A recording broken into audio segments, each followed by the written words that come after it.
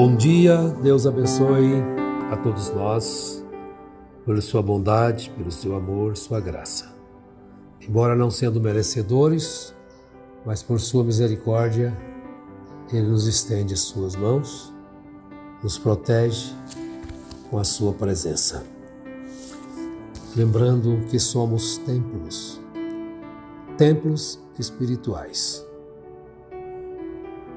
Você é templo. Eu sou templo, todos são. Somos preenchidos pelo bem ou pelo mal, pelo amor ou pelo ódio, pela paz ou pelas intrigas, as guerras. Paulo, escrevendo na primeira carta aos Coríntios, capítulo 3:16, ele nos diz: Não sabeis vós que sois santuário de Deus e que o Espírito de Deus habita em vós? Veja bem a responsabilidade do cristão. Você é um templo. Satanás também procura templos para nele habitar. Jesus falou sobre aquele episódio de um homem que é limpo, expulso do seu coração os espíritos errados, e ele sai e andam por lugares áridos. E andando e não encontrando outro lugar para habitar, ele volta para aquela antiga morada. E quando chega ali e acha adornada e limpa, então Jesus afirma que ele entra e traz consigo mais 7 espíritos piores. Então nós devemos estar sempre, em todos os momentos, preenchidos com o Espírito de Deus. Porque este corpo que as pessoas às vezes falam que Deus quer o coração apenas, exatamente não estão enganados. É porque pelo coração rege-se o corpo. O coração rege as palavras. O coração rege as ações. E dependendo do que está lá dentro, é que as coisas acontecem por fora. 1 Coríntios capítulo 6, verso 19: Ou não sabeis que o nosso corpo é santuário do Espírito Santo, que habita em vós proveniente de Deus? Aqui tem uma interrogação, né? Que habita em vós proveniente de Deus, não sois de vós mesmos. Então há uma afirmação agora: não sois de vós mesmos. Então nós fomos criados por Deus para sermos moradas de Deus. O que podemos fazer é pedir que o Espírito Santo preencha cada espaço do nosso coração, para que nós possamos de fato viver para Ele pia e justamente, uma vida perfeita diante de nosso Senhor e Salvador Jesus Cristo. Porque nós não podemos estar variando, assim como estava Israel entre 2 pensamentos, quando, lá no tempo de Elias, ele traz aquele desafio entre Baal e Deus e o Senhor dos Exércitos. Há de compreendermos que ali estava diante deles uma decisão a ser tomada. E pela graça, alguns tomaram a decisão perfeita e correta. Mas, chegado o momento de uma decisão, você vai ver isso em 1 Reis, capítulo 18. E o desafio lançado por Elias àqueles profetas de Baal, e também tinham os profetas de Azera. Então ele disse: por que cocheareis vós entre dois pensamentos? Se o Senhor é Deus, servi-o. Se Baal é Deus, servi-o. Pronto. E o desafio ali foi lançado, né? Foram feitos altar para que aquele que fosse realmente Deus manifestasse com fogo. Mas ali houve uma decisão a ser tomada. Se Baal é Deus, serviu. Se o Senhor é Deus, serviu. Não podemos ficar cocheando, indecisos, entre dois pensamentos, mundo ou Jesus, Baal ou Deus, Jesus ou Mamon. A decisão tem que ser clara, nítida, porque Deus não gosta da ambiguidade. Há uma pequena fábula de Esopo, que é a raposa e o cão. Então a raposa mordia e lambia, mordia e lambia. Aí ele dizia: vem cá, você é meu inimigo ou amigo?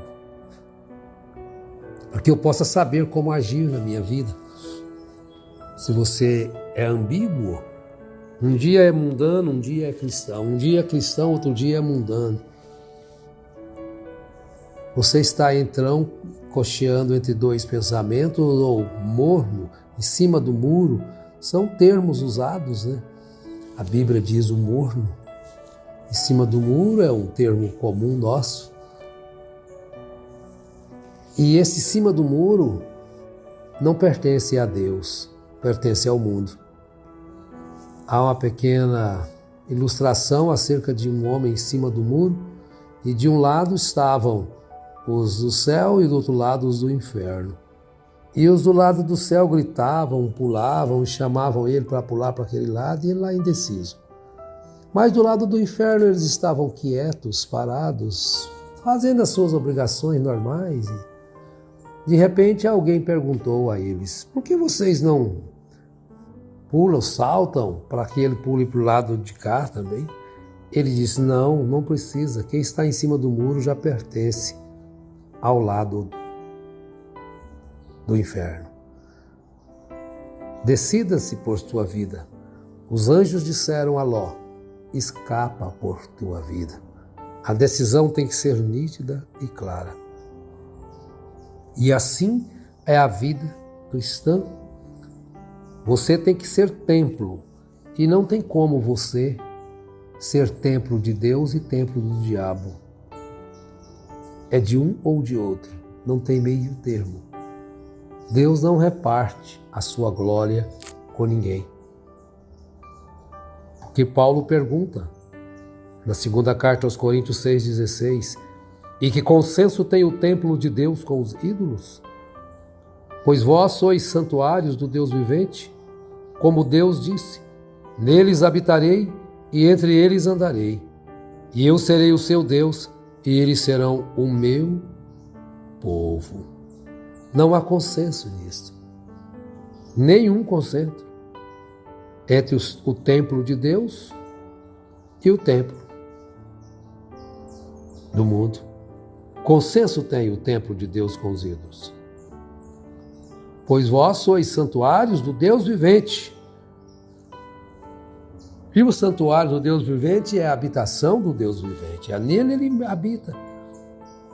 Então há-se às vezes um problema hoje criado pelas mentes carnais a respeito de se ter um local, um templo natural, para que os templos espirituais se reúnam. Templo natural, feito de tijolos, ou madeira, ou de taipa, né, como se diz, pau a pique, seja lá que for o templo. É simplesmente um local para se reunir, uma cobertura. Já pessoas que se enveredam pelo caminho da falta de compreensão das Escrituras e acham que isto é errado. Mas é falta de entendimento, é falta da compreensão espiritual. Ir ali reunir-se com os irmãos os templos espirituais se reúnem em um templo natural. É como você na sua casa, sua família. Ah, não precisa de ter casa então, local de habitação. Tem, mas o valor daquela casa está em quem nela habita. Ah, casa de 1 milhão, 2, 3, 4, 5, sei lá quantos milhões. Mas que adianta aquilo se ela não tem vida nenhuma? Se ninguém mora ali, as aranhas tomam conta, os insetos e, por fim, a deterioração. Mas, havendo alguém que esteja ali, morando, há vida ali.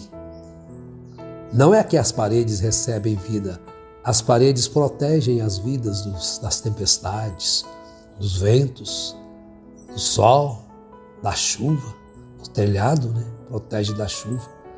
Então há uma confusão aí.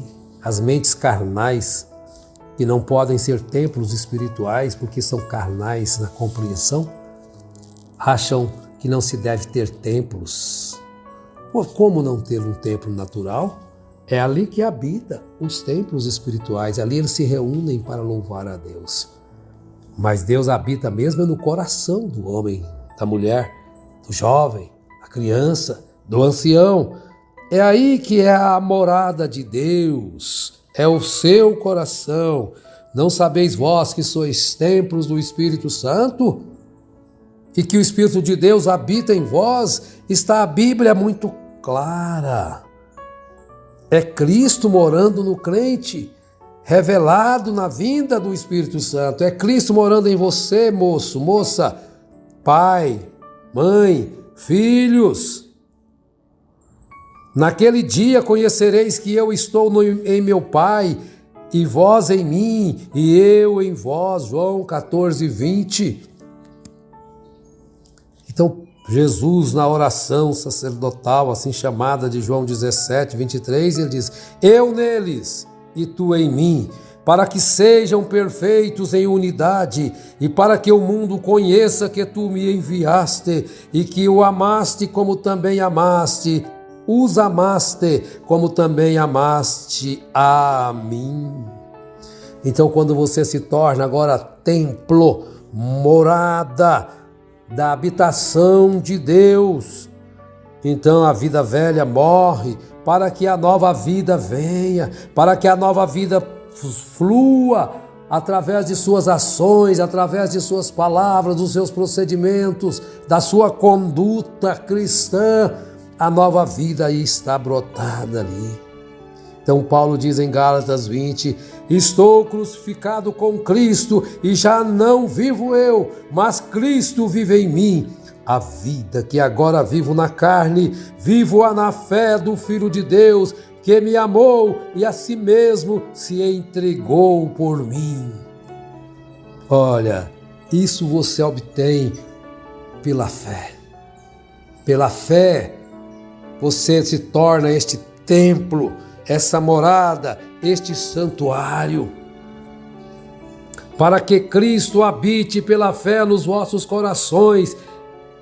Paulo, escrevendo aos Efésios, no capítulo 3, 17, ele diz: para que Cristo habite pela fé nos vossos corações, e oro para que, estando arraigados e fundados em amor, possais perfeitamente compreender com todos os santos qual seja a largura e o comprimento e a altura e a profundidade, e conhecer o amor de Cristo que excede a todo entendimento, para que sejais cheios de toda a plenitude de Deus.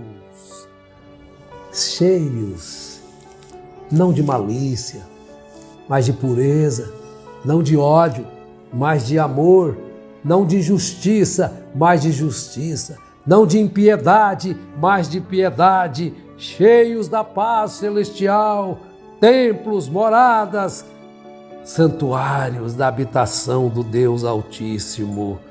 Olha, que esse Deus Todo-Poderoso, que tem prazer em habitar em você e em nós, para que nós nos sujeitemos perfeitamente à sua vontade, assim como Cristo Jesus, o nosso exemplo, Ele possa estar habitando em você e te moldando, te ajudando a superar as suas próprias dificuldades em todos os sentidos. Em nome do Senhor Jesus Cristo, eu peço ao Deus eterno, todo-poderoso, Criador dos céus e da terra, que vos fortaleça e vos abençoe ricamente. Amém.